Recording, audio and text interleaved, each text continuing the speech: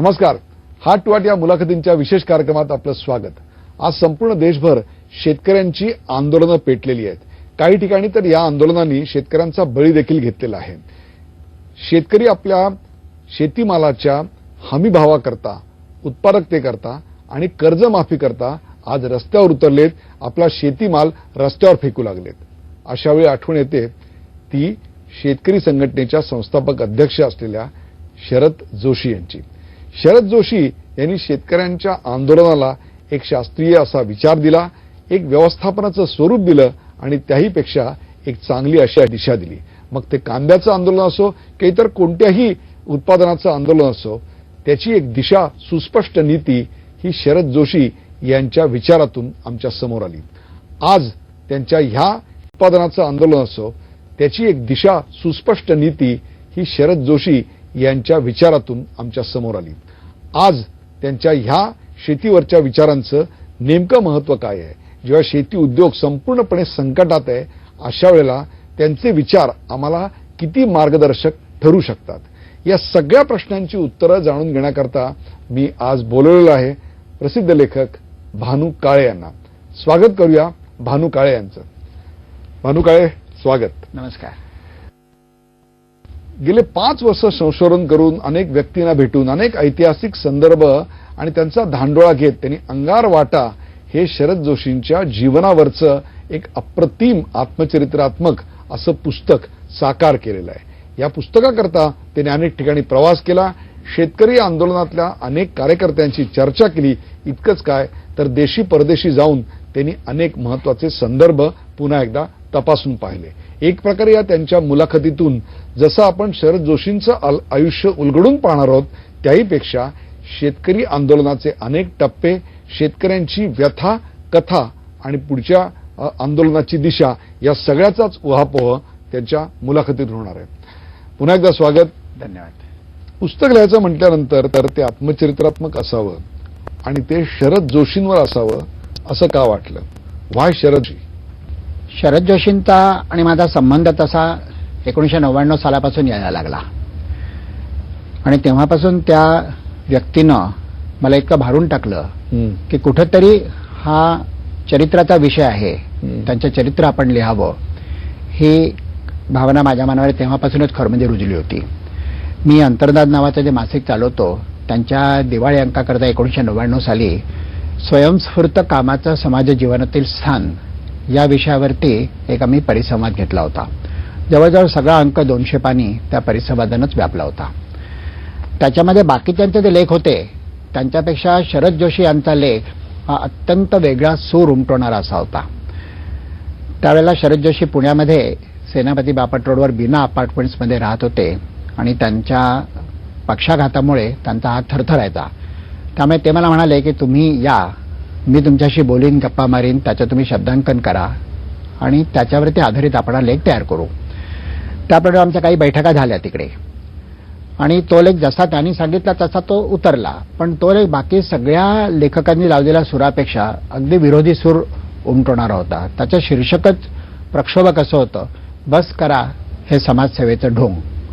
आणि ते शीर्षकच इतकं प्रक्षोभक होतं, म्हणजे माझ्या मनामध्ये संभ्रम निर्माण झाला होता की हा छापावा की छापू नये, कारण बाकी सगळे जे लेख होते त्याच्यामधले ते समाजसेवेचं स्थान किती महत्वाचं आहे, गुडी अशा स्वरूपाचे लेख होते.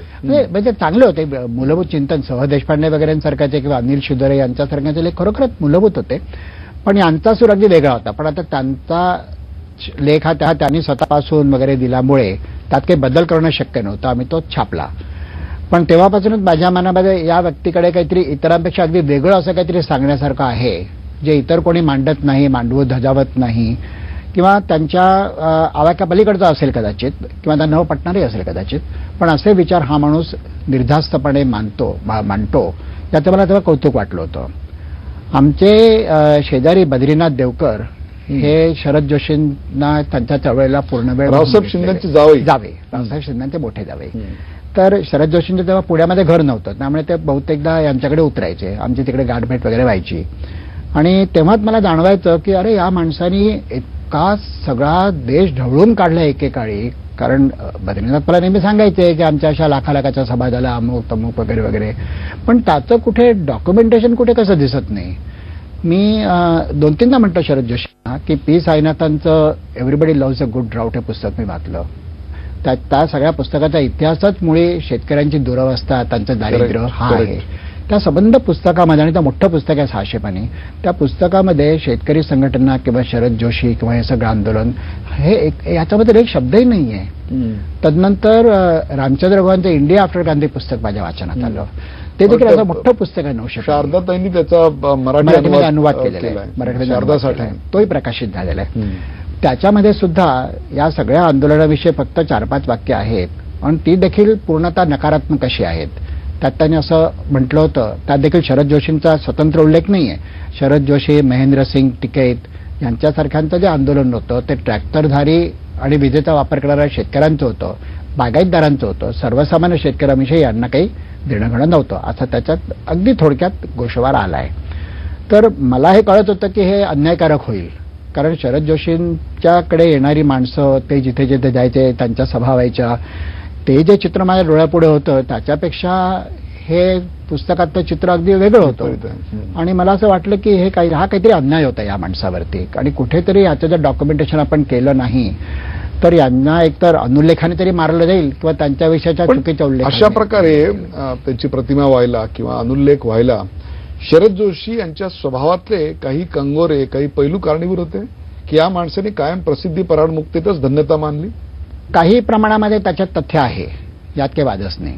कारण त्यांच्या व्यक्तिमत्वामध्ये ते सतत हे नेहमी म्हणायचे की सलगी दाखवण्याचा माझा स्वभाव नाहीये, आणि त्यांना असं वाटायचं की माझं कार्य हे इतकं मूलभूत आहे की ते केव्हा ना केव्हा त्याची दखल ही लोकांना घ्यावीच लागेल. त्या बाबतीत त्यांची भूमिका अशी होती की, आणि ते प्रत्यक्षात आपल्याला दिसलंच मुळी, की संबंध त्यांच्या कामाचा जो केंद्रबिंदू होता तो ग्रामीण भाग असल्यामुळे, आणि माध्यमांचा किंवा विचारवंतांचा केंद्रबिंदू किंवा त्यांच्या विचारांची कक्षा आहे मुख्यतः शहरी भागापुरती सीमित असल्यामुळे त्यांच्या कार्याचं प्रतिबिंब हे माध्यमांमधनं कधीच नीटसं उमटलं नाही.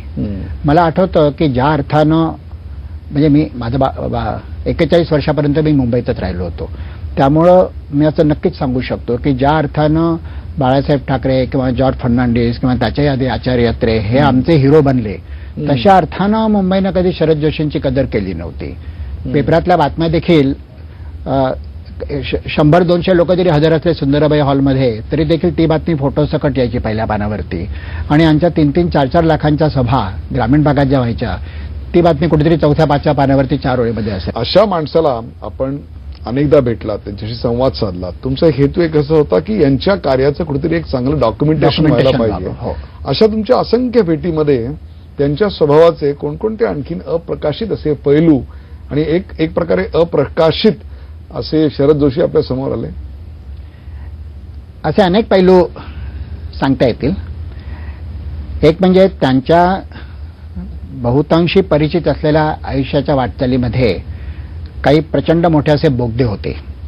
उदाहरणार्थ त्यांनी भारतीय टपाल सेवेमध्ये काढलेली 10 वर्ष, किंवा त्यांनी स्वित्झर्लंडमध्ये केलेली 8 वर्षाची नोकरी, त्यांचं वैवाहिक जीवन, हा जवळजवळ 18 ते 20 वर्षांचा कालखंड हा पूर्णतः अज्ञातात होता.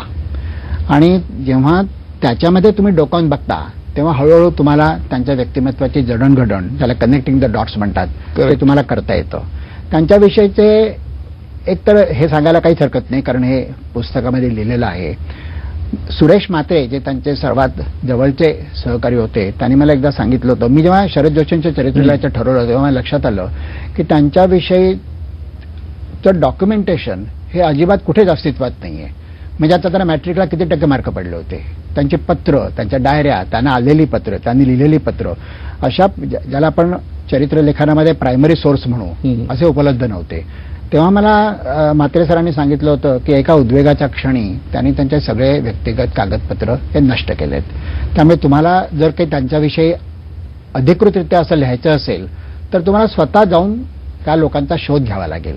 आणि मग त्या दृष्टीनं मी जेव्हा पाहणी करायला सुरुवात केली, त्या अनेक असंख्य व्यक्तींना भेटण्याकरता तुम्हाला महाराष्ट्राच्या कानाकोपऱ्यात, देशाच्या कानाकोपऱ्यात, एवढंच काय तर परदेशात देखील पायपीट करावी लागली असेल. अनेकांशी तुम्हाला या संदर्भात बोलावं लागलं असेल. एक प्रकारची ही एका व्यक्तीच्या शोधाची संवाद यात्रा होती. काय होता अनुभव?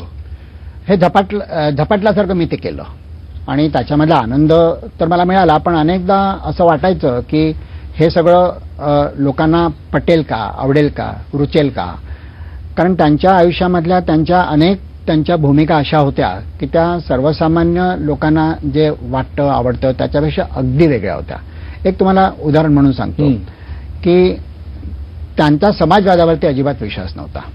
किंबहुना त्यांनी जेव्हा स्वतंत्र भारत पक्ष सुरू केला तेव्हा त्यांनी शपथ घ्यायचं नाकारलं होतं. कारण शपथ घेण्याकरता किंवा पक्षाची नोंदणी करण्याकरता तुमची समाजवादावरती तुमचा विश्वास आहे हे तुम्हाला नमूद करावं लागतं. त्याच्याविरुद्ध त्यांनी खूप मोठा लढा दिला होता. अनेक ज्या प्रचलित रूढ समजुती आहेत त्यांच्या अगदी विरोधात जाणाऱ्या अशा त्यांच्या भूमिका होत्या. उदाहरणार्थ सर्वत्र सामाजिक कार्याचा नेहमी गौरवपरत उल्लेख केला जातो. शरद जोशींचा त्याला विरोध होता. शरद जोशी खुल्या अर्थव्यवस्थेचे समर्थक होते. त्यांना नेहमी असं वाटायचं की भारतीय शेतकऱ्यावरती आज जी बंधनं लादलेली आहेत ती जोपर्यंत खऱ्या अर्थानं दूर होणार नाहीत तोपर्यंत तो खऱ्या अर्थानं स्वतंत्र होणारच नाही. अशा प्रकारच्या त्यांच्या धारणा या प्रचलित धारणेपेक्षा इतक्या वेगळ्या होत्या. आणि अगदी एक महत्वाचा मुद्दा असा आहे की त्यांच्या सगळ्या विचारसरणीचा जो गाभा आहे तो देशाची किंबहुना जगाची देखील वाटचाल गेल्या अनेक वर्षात ज्या दिशेनं चालत आलेली आहे त्याच्यापेक्षा अगदी उलटी अशी होती. ते काय म्हणायचे की शेतीधिष्ठित विकास हवा आपल्याला, इंडस्ट्रीधिष्ठित विकास नको. हा एक मूलभूत भेद. म्हणजे नेमकं काय शेतीधिष्ठित विकास आणि इंडस्ट्री धिष्ठित विकास म्हणजे काय? थोडंसं तुम्हाला आधी थोडं मागे जाऊन त्यांनी जी इंडिया विरुद्ध भारत ही संकल्पना मांडली करेक्ट त्याविषयी आपल्याला आधी बघावं लागेल. जेव्हा ते परदेशावरून भारतात परतले तेव्हा त्यांनी चाकणजवळ 23 एकर कोरडवाहू शेती विकत घेतली. त्यांना अनेकांनी सांगितलं होतं की तुम्ही कोरडवाहू शेती घेऊ नका, बागायती शेती घ्या. तुम्हाला जर शेतीत करायची असेल तर. मुळात त्यांनी शेती करायचं ठरवलं हा हे न उलगडणारा कोड आहे. त्यांनी परदेशातून भारताचा निर्णय का घेतला हे देखील न उलगडणारा कोड आहे. पण त्यांनी तो घेतला. ते भारतात आले. त्यांनी इथे जमीन घेतली. ती कोरडवाहू जमीन होती आणि त्यांचा जो तिथनं प्रॉव्हिडंट फंड वगैरे म्हणून त्यांना जे 5-6 लाख रुपये मिळाले होते ते सगळेच्या सगळे त्यांनी त्या शेतीमध्ये आणि स्वतः घर घेतला ओनला. त्याच्यामध्ये त्यांनी ते सगळे पैसे टाकले आणि मग ते शेती वाढवण्याकरता तो सगळा पैसा खर्च करून टाकला. एकदा त्यांना विचारलं होतं कोणीतरी की हे सगळे एवढी तुम्ही गुंतवणूक का केली शेतीमध्ये? तर त्याला त्यांचं उत्तर असं होतं की यातून बाहेर पडायचा मला मोह कधीच होऊ नये म्हणून मी शेतीमध्ये सगळी गुंतवणूक केली. त्यावेळेला काय झालं ते पुण्याला राहत असत पण दिवसभर संबंध ते चाकणजवळ असत. एकदा ते जेव्हा पुण्याला त्यांच्या मुलींच्या शाळेमध्ये गेले होते, ती शाळा औंधमध्येच आहे सेंट जोसेफ हायस्कूल म्हणून, तेव्हा त्या शाळेमध्ये काहीतरी समारंभ होता आणि त्यांच्या असं लक्षात आलं की त्यांच्या अवतीभोवती जी मुलं आहेत ती ज्या प्रकारे पैसे खर्च करतायत तिकडे काहीतरी फनफेअर सारखा प्रकार होता. सगळीकडे फुगे बिगे लावले होते. फनफेअरमध्ये तसा प्रकार होता आणि सगळी गाडीवाली माणसं होती, सगळी सुखजरूप अशी सगळी माणसं होती. आणि त्या रात्री पडल्या ते तसे ते आनंदात होते कारण त्यांच्या मुलींना त्यांनी पहिल्यांदा इतक्या वर्षात आनंदात बघितलं होतं. भारतात परतल्यानंतर भारतात परतायला त्यांच्या पत्नीचा मुलींचा पूर्ण विरोध होता आणि मुलींना देखील ते अजिबात पसंत नव्हतं. पण तरी सुद्धा त्या समारंभाच्या दिवशी त्या मुलींना हसताना बघून त्यांना असं वाटलं की काहीतरी आपण चांगलं केलंय. त्यांना आनंद मिळाला आजच्या दिवसात. आणि त्या रात्री त्यांना त्या आंबेठाणच्या शेतामध्ये एका मुलीला ते शिकवत असत. त्यांच्याकडे कामगारांची मुलं होती, शेतीवरती काम करणाऱ्या कामगारांची. त्या मुलांना शिकवत असत. त्याच्यात एक मुलगी तिला ते शिकवत असताना ते फळ्यावर काहीतरी लिहित होते आणि ते काहीतरी गम भन ती खडूनी पाटीवरती अत्यंत एकाग्रतेने गिरवत होती आणि त्यांच्या डोळ्यापुढे तो एक चेहरा उभा राहिला आणि त्यांना क्षणभर असं वाटलं की खरोखर हे दोन वेगळे देश आहेत. पुण्यामध्ये सेंट जोसेफ शाळेमध्ये जिथे माझ्या मुली शिकतायत तो एक देश आहे आणि आंबेठाणला ज्या परिसरात मी राहतोय तिथलं जे दारिद्र्य मी बघतोय तो एक वेगळा देश आहे. आणि ह्या दोन देशांमध्ये इतकं अंतर आहे की स्वित्झर्लंड आणि भारत याच्यामध्ये तर अंतर आहेत पण त्याच्यापेक्षा अधिक अंतर पुणे आणि इंडिया आणि भारत मग तेव्हामध्ये आहे. एक प्रकारे ते दोन व्यवस्था किंवा दोन वृत्तींचं निदर्शक असलेली एक रूपक म्हणता येतील आपल्याला की इंडिया ही एक वेगळी व्यवस्था आहे, ती एक वेगळी मनोवृत्ती आहे. शरद जोशी यांचा खरा लाईमलाईट किंवा प्रसिद्धी मिळाली जेव्हा त्यांनी शेतकऱ्यांच्या आंदोलनाला सुरुवात केली. परंतु त्या आंदोलनाची त्यांची पूर्वपीठिका, त्यांच्या विचारांची बैठक, त्यांच्यावर झालेले संस्कार, त्यांचं बालपण, त्यांचं स्वित्झर्लंडला असणं किंवा तब्बल 10 वर्ष इंडियन पोस्टल सर्व्हिसमध्ये नोकरी करणं, तरुण वयामध्ये त्यांना झालेले संस्कार, हे सगळं अप्रकाशित आहे. याविषयी काय सांगाल? हे अप्रकाशित आहे. याचं एक कारण असं आहे की स्वतः शरद जोशींची आपल्या पूर्वायुष्याविषयी बोलायची अप्रीती. ते नेहमी असं म्हणायचे की मी जेव्हा स्वित्झर्लंडवरून भारतात परत आलो तेव्हा मी असं ठरवलं होतं की आपल्या गतायुष्याविषयी कधी उल्लेख करायचे नाहीत. का असा विचार केला असेल? ते असं म्हणाले की त्यांचं इंग्रजी वाक्य असं होतं, there is nothing sweeter than the smell of the burnt bridges. There is nothing sweeter than the smell of the burnt bridges. हे सगळे पूल भूतकाळाशी जोडणारे मी जाऊन टाकलेले आहेत. मला त्या भूतकाळात शिरायचं नाही. मी कोण होतो, काय करत होतो, त्याच्यापेक्षा अगदी वेगळं जीवन मी स्वीकारलेलं आहे. मग अशा वेळेला त्या आठवणी काढून स्वतःला वेदना देण्यापेक्षा मी ते पुसूनच टाकतो सगळं. आणि ते खरोखरच तो फरक होता. म्हणजे त्यावेळेचं आंबेठाण जर तुम्ही बघितलं आणि त्यांचं स्वित्झर्लंडमधलं घर, तिथलं एकूण जीवन जर बघितलं तर खरोखरच या माणसाने हे सगळं कसं काय केलं असेल.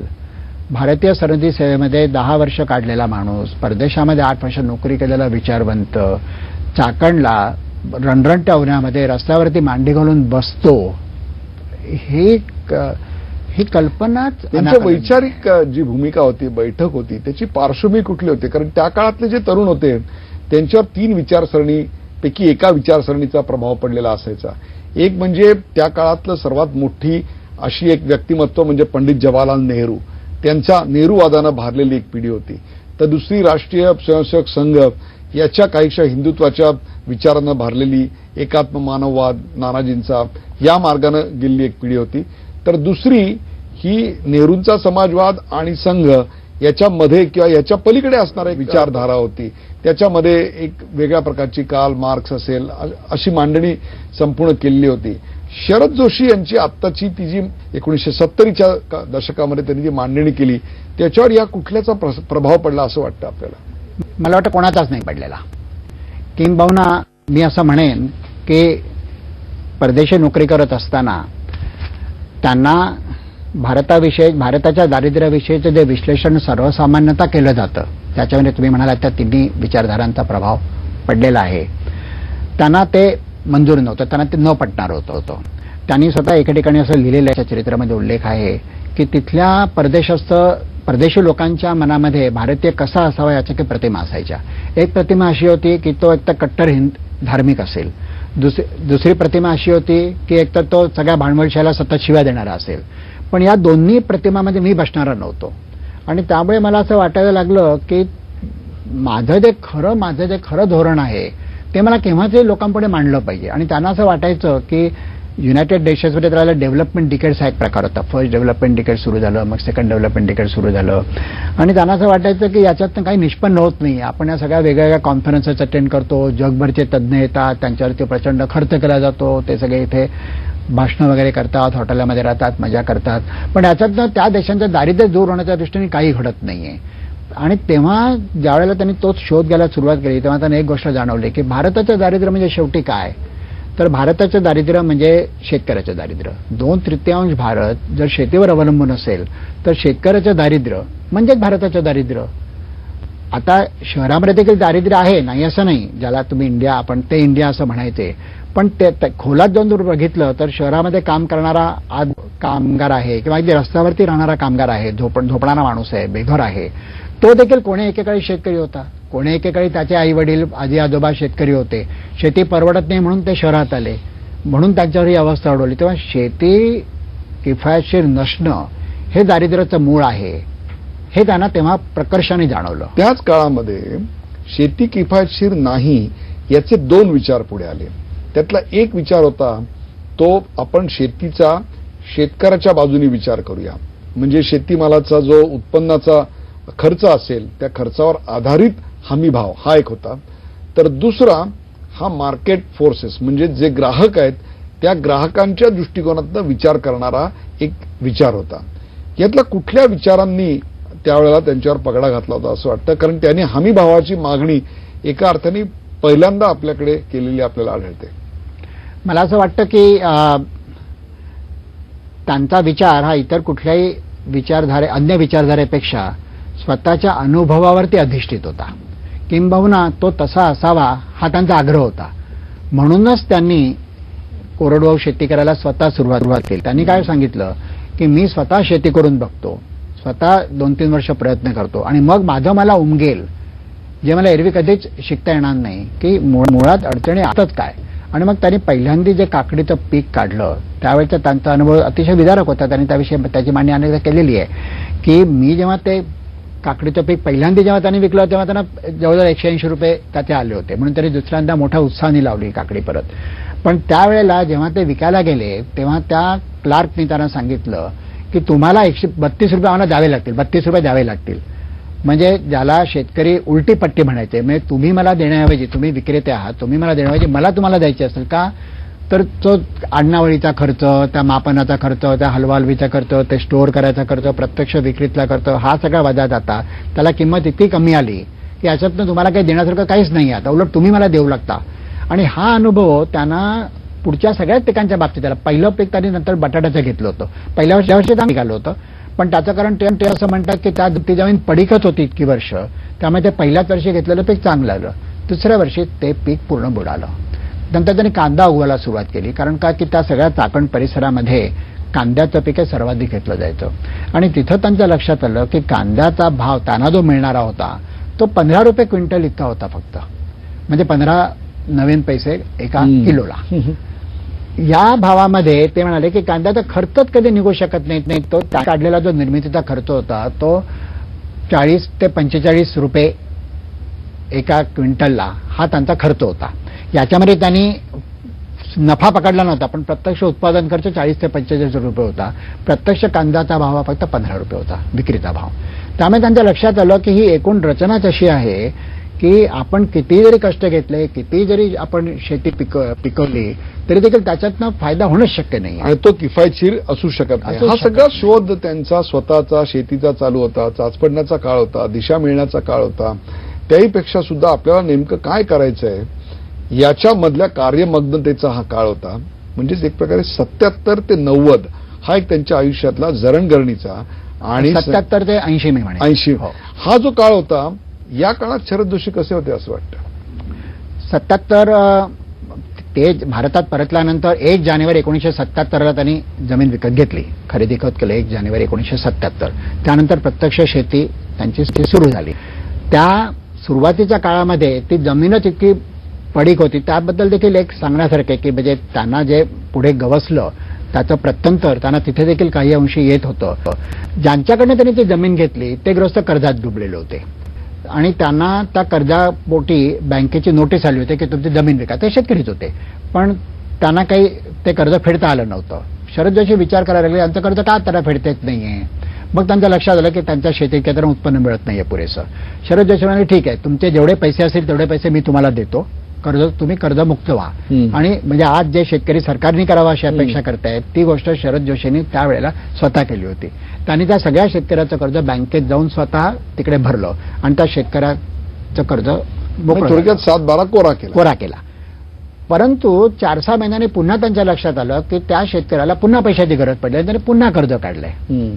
आणि असं 3-4 वेळा घडलं की प्रत्येक वेळेला ते त्या शेतकऱ्याला पैसे द्यायचे, त्याचं कर्ज मुक्त व्हायचं आणि परंतु परत तो कर्ज काढायचा. कारण त्याचं मुळातच इन्कम त्याचं इतकं कमी होतं की ते कर्ज काढल्याशिवाय कुठून तरी पैसे घेतल्याशिवाय त्याला जगणं अशक्यच होतं.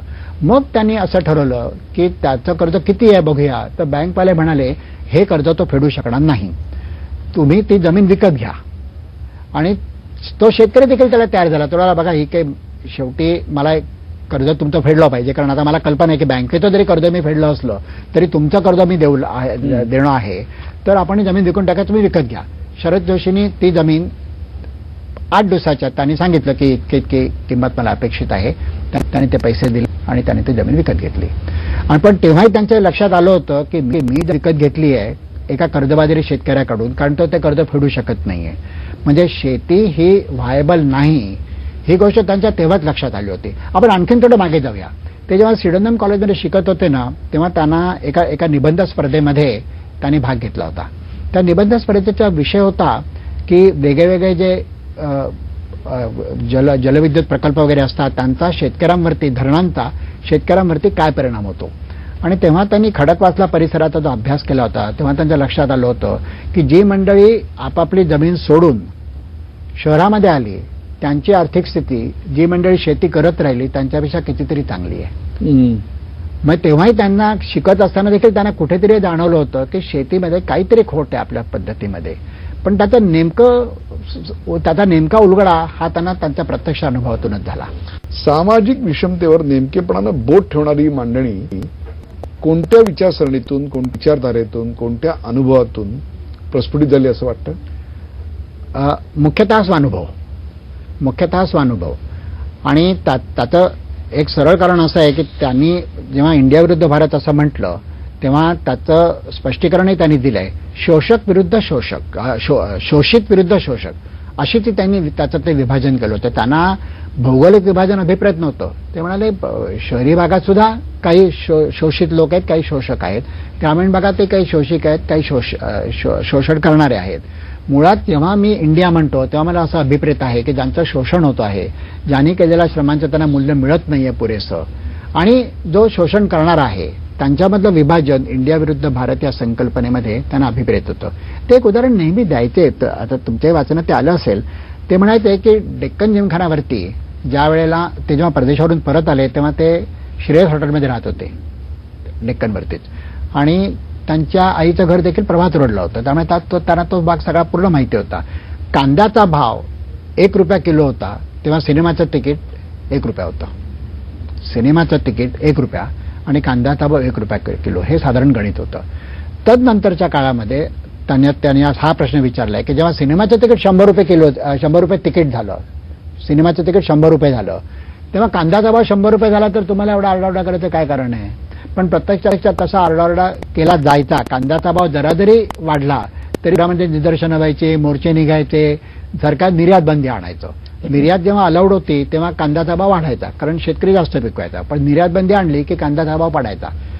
शहरी ग्राहकाला खुश ठेवणं हे त्यावेळच्या सरकारच्या धोरणाचा म्हणजेच एक मी सांगितलं की शेतकऱ्यांचा विचार करायच्या आधी हा ग्राहकांच्या दृष्टिकोनातून कृषी व्यवस्थेचा विचार आपल्याकडे करायची पद्धत शहरी सुरू होती. कारण आता आपण कांद्याचा उल्लेख केला म्हणून हा प्रश्न मला पटकन आठवला की त्याचं आंदोलन हे कांद्याचं, मग तंबाखू झालं, ऊस झाला, नंतर तंबाखू, अशी मग कापूस, हे सगळे कापूस होता. कांदा आंदोलन नेमकं कशा करता होतं आणि त्याची एक प्रकारे फलश्रुती काय झाली, त्याच्यामुळे कांदा उत्पादकांना काय मिळालं? कारण आज आम्ही बघतोय शीला दीक्षितांचं सरकार जाण्यापर्यंत कांद्यापर्यंतची आत्तापर्यंतची आंदोलन चालू होती. मग 70च्या दशकामध्ये 80च्या सुरुवातीला झालेल्या कांदा आंदोलनानं कोणता प्रश्न सोडवला? मी तुम्हाला मगाशी सांगितलं की कांद्याचा भाव ज्या वेळेला बाजारामध्ये, चाकणच्या बाजारपेठेमध्ये ₹15 क्विंटल वरती आला होता तेव्हा त्याचा उत्पादन खर्च हा शरद जोशींच्या हिशोबानुसार हा ₹45 क्विंटल होता. आणि म्हणून त्यांनी ₹45 क्विंटलची मागणी धरली. फायदा मिळावा म्हणून तर किमान उत्पादन खर्च भरून निघावा. त्यावेळेला त्यांनी सर्वप्रथम रस्ता अडवला, तो ज्याला पूर्वी आग्रा रोड म्हणायचे, म्हणजे जो मुंबईवरून आग्र्यापर्यंत नाशिक मार्गे जातो तो रस्ता. तो रस्ता जेव्हा त्यांनी अडवला तेव्हा त्यांनी अशी मागणी केली की कांद्याला किमान हमी भाव हा तुम्ही ₹45 तरी द्यावा. तो रस्ता त्यांनी अडवल्यानंतर त्यांनी जी निदर्शनं केली, त्यांनी जे आंदोलन केलं, त्यांनी 3 वेळा उपोषणं केली आणि एकदा तर ते अतिशय गंभीर झालं होतं. काय झालं होतं, मे महिन्याचे दिवस होते, शेतकरी रस्त्यावरती बसले होते, कांद्याचे ढीकच्या ढीक पडून होते, ते देत नव्हते कारण त्यांना ₹45 भाव हवा तर तो मिळत नव्हता. वळवाचा पाऊस मे महिन्यामध्ये खूपदा चाकण परिसरात पडतो. अशी भीती वाटत होती की तो पाऊस जर पडला अचानक तर हे सगळे कांद्याचा लगदा होऊन जाईल आणि सगळा माल फुकट जाईल याची शेतकऱ्यांना भीती होती. म्हणून शेतकऱ्यांनी त्यांच्या पत्नींना लिहिला, त्याने सांगितलं की तुम्ही येऊन साहेबांचं मन वळवा आणि आजचा दिवस तरी हा कांदा विकायची आम्हाला परवानगी द्या.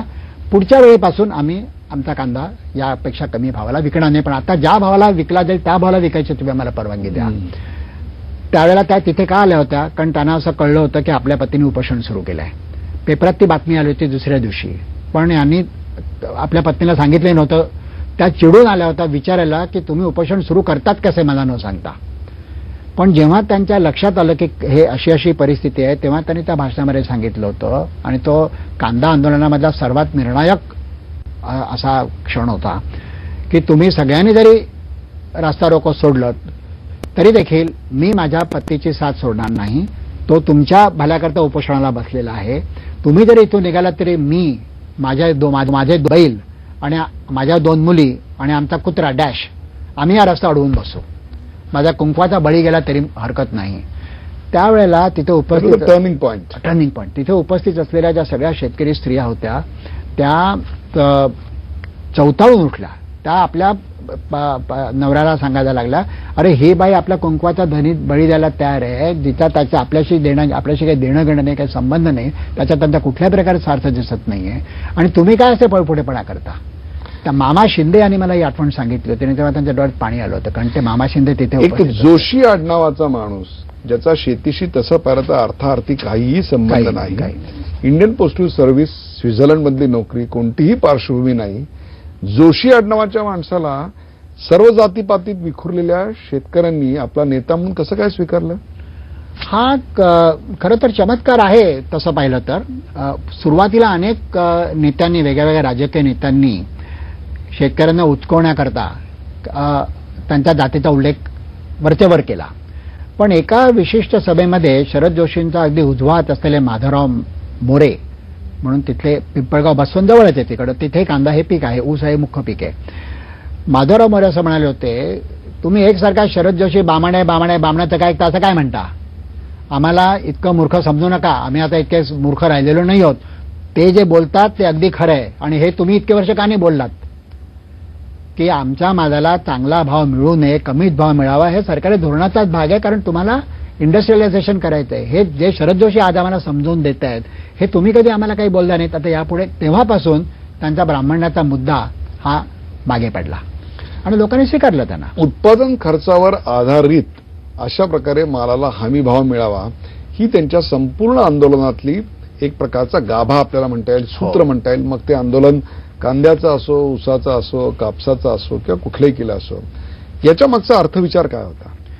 त्यांचं असं म्हणणं होतं, ते स्वतः इकॉनॉमिक्समध्येच त्यांनी पदवी घेतलेली आहे.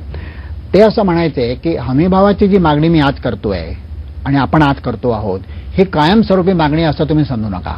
तुम्ही काय वाटेल तेवढं पिकवावं आणि तुम्ही सांगाल त्या भावाला सरकारने ते विकत घ्यावं, हे कधीच होणं शक्य नाही, आणि अशा प्रकारच्या मागणीला मी कधीही समर्थन देणार नाही. आज अशी परिस्थिती आहे की आपण जे शेतकरी आहोत, आपल्याला सलाईन लावायची गरज आहे. आपण इतके रोग जर्जर झालेलो आहोत, आपण इतके दुबळे आहोत, आपण इतके लाख आहोत की आपल्याला सलाईन लावल्याशिवाय आपल्या अंगात काही शक्ती जाणार नाही, आपण आपल्या पायावर उभेच राहू शकणार नाही. म्हणून हमी भाव हा तात्पुरता मार्ग आहे, हा कायमचा मार्ग नाही. हमी भाव काढायला आपण बसू त्यावेळेला आधारभूत उत्पादन कुठलं घेणार? आज तुम्ही विदर्भात गेलात तर एका एकरामध्ये 7 क्विंटल कापूस, तुम्ही गुजरातेत गेलात तर 27 क्विंटल. तुम्ही आधारभूत काय घेणार, कशावरून शोधणार? हा किचकट मुद्दा आहे, कठीण मुद्दा आहे. पण काही आणि त्याचं सोपं उत्तर काही शरद जोशीने सापडलं नव्हतं देता, कोणीच देऊ शकणार नाही. पण त्यातलं काही गफलफडी अगदी कोणाच्याही लक्षात येतील अशा होत्या. उदाहरणार्थ, शेतामध्ये शेतकऱ्याची बायको स्वतः काम करते, त्याची मुलं स्वतः काम करतात, त्यांना पगार दिला जात नाही. पण त्यांचे जे श्रम असतात, ती बाई जे 8 तास काम करते, त्याचं जे लेबर कॉस्ट आहे, ती त्या उत्पादन खर्चामध्ये कुठे पकडली जात नव्हती. तो काही उचलून मजूर आणत नव्हता, त्याच्या घरची माणसंच काम करत होती. पण घरची माणसं काम करत होती, पण त्याची मजुरी त्या उत्पादन खर्चात पकडली जात नव्हती. असे कितीतरी घटक होते की ज्या उत्पादन खर्चामध्ये पूर्वीपासून कधी पकडलेच गेलेले नाहीत.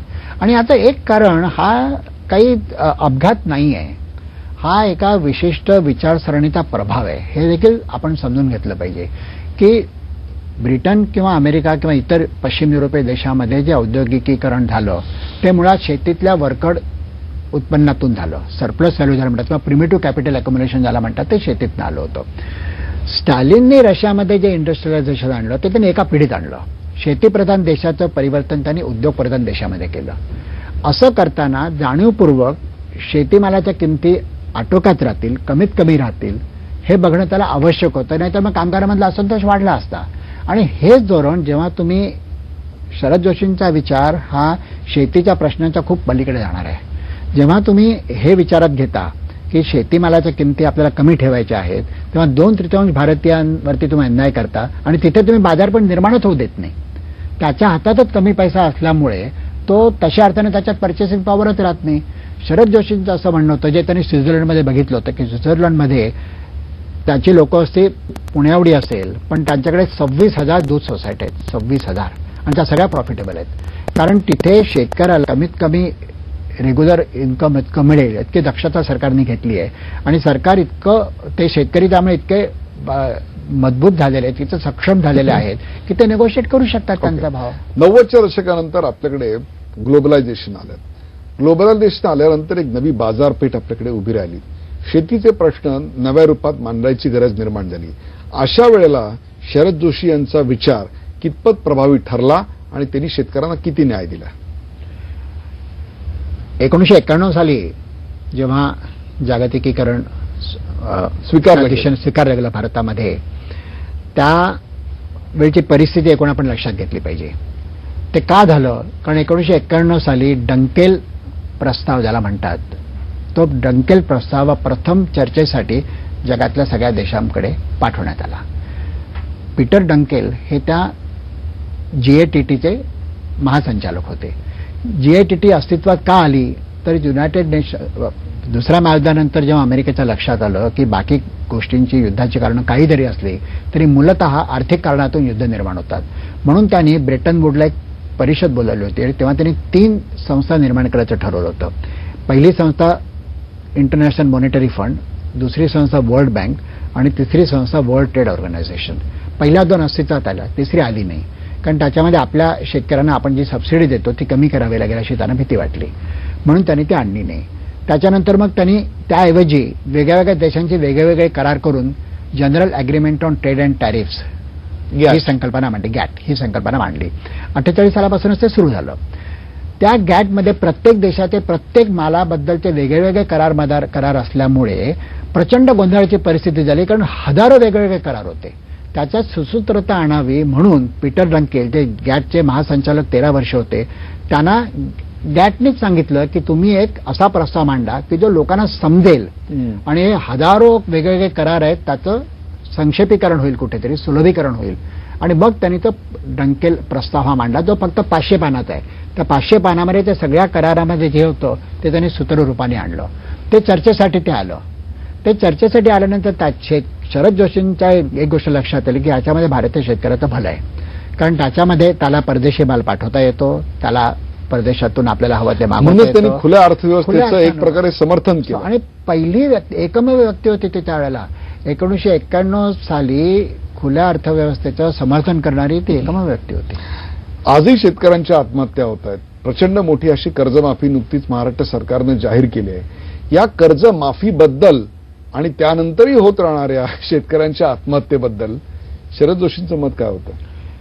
शरद जोशींनी याविषयी विस्ताराने लिहिलेलं आहे, जे अंगारवाटा चरित्रामध्ये मी मांडलेलं आहे.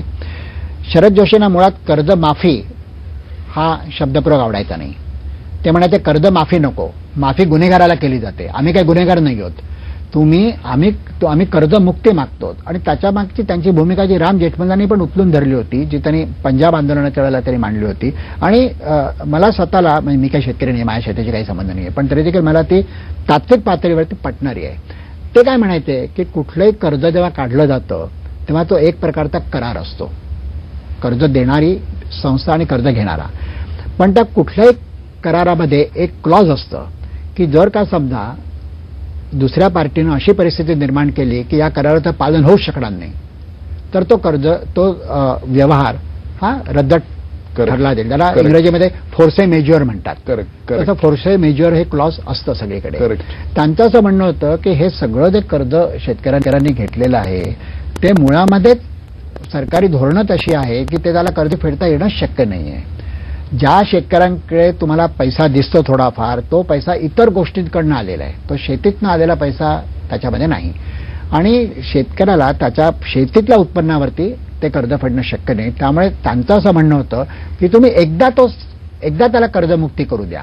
ते कधीही असं म्हणाले नाहीत की तुम्ही प्रत्येक वेळेला कर्जमाफी करत वगैरे अशा पण आज वारंवार कर्जमाफी द्यावी लागते कर्जमुक्तीच्या नावाखाली. त्याला शरद जोशींचा विरोध होता. शरद जोशींनी शेतकऱ्याला जर काही दिलं असेल ना, खरं सांगू तर त्यांनी स्वाभिमान दिला.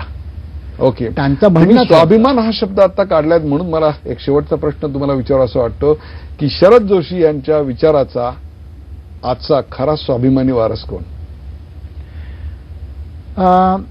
तुमचा मला वाटतं संदर्भ राजू शेट्टींशी असेल, कारण त्यांच्या संघटनेचं नाव स्वाभिमानी शेतकरी संघटना असं आहे. तर आता मी ते सांगतो तुम्हाला. काय आहे, शरद जोशी काय म्हणायचे, भीक नको हवे घामाचे दाम. मला तुमची मेहरबानी नकोय, मी जी मेहनत करतो त्याचा मेहनतानं तुम्ही मला द्या, ही त्यांची मागणी होती. आणि ती त्या काळाच्या कॉन्टेक्स्टमध्ये 100% योग्यच होती. आणि त्यांनी नंतर 1991 सालानंतर त्यांनी त्याच्यात एका शब्दाचा फरक केला. भीक नको हवे घामाचे दाम ऐवजी भीक नको घेऊ घामाचे दाम. हवे म्हणजे कोणी देणारा आणि कोणीतरी घेणार आहे, त्याऐवजी आम्ही घेऊ.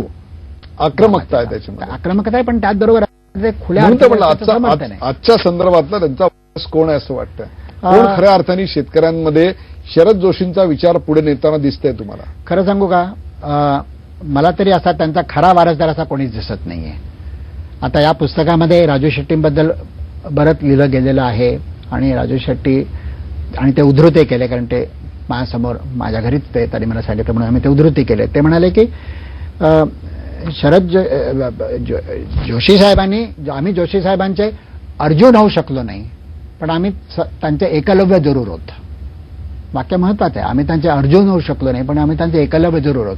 कारण जी काही वैचारिक मांडणी आज आमची आहे ती जो मूळ पाया आहे तो त्यांचा शरद जोशी. आणि जी मंडळी शरद जोशींपासून बाहेर पडली, वेगळ्या आपल्या फक्त महाराष्ट्रापुरतं नाही, अगदी महेंद्रसिंग टिकेतपासून कोणीही तुम्ही घ्या, शंकर रेड्डींपर्यंत कोणीही घ्या तुम्ही, त्यांच्यापैकी कोणीही वेगळी अशी वैचारिक मांडणी नाही केली शरद जोशींच्या मांडणीपेक्षा वेगळी अशी. प्रेक्षको, गेले तासभर आपण शरद जोशी नावाचं एक वादळ या देशात होऊन गेलं, ज्यांनी शेतकऱ्यांना न्याय देण्याकरता शेतीवर एक मूलभूत अशा प्रकारचं संशोधन केलं, एक वेगळा असा विचार मांडला, ज्याच्यावरच आजच्या अनेक शेतकरी आंदोलनाची दिशा आणि बैठक ठरलेली आहे. शरद जोशींचं शेती संदर्भातलं नेमकं योगदान काय, त्याहीपेक्षा शरद जोशींनी जी एक वाट चोखाळली त्या वाटेचा राजमार्ग आज का बरं होऊ शकला नाही, किंबहुना जे आज राजमार्ग झाले त्या राजमार्गांची सुरुवात कुठेतरी याच पायवाटेनं कशी झाली होती, हा सगळा विचार आज समजून घेण्याकरता आपण भानू काळे यांना इथे बोललं होतं, की ज्यांनी शरद जोशी यांच्यावर म्हणजेच एक प्रकारे या देशातल्या शेतीच्या आंदोलनाचा इतिहास ज्यांनी लिहिला, अशा भानू काळे यांना आपण इथे बोललं होतं. आज झी24 तासच्या प्रेक्षकांसाठी आपण इतका प्रदीर्घ वेळ दिलात त्याबद्दल धन्यवाद. धन्यवाद.